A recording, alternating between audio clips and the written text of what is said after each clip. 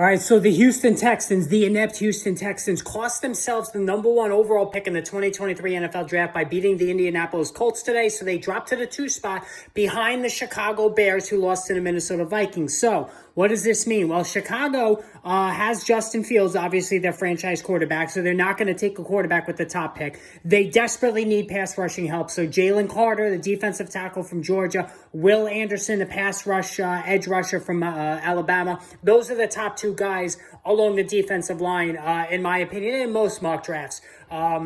They also could do wide receiver, Quentin Johnson of TCU, but I think #1 overall, that's a little bit too rich. Can they trade out of the top spot to a quarterback-needy team? Certainly could do that. Carolina Panthers come to mind under such a scenario.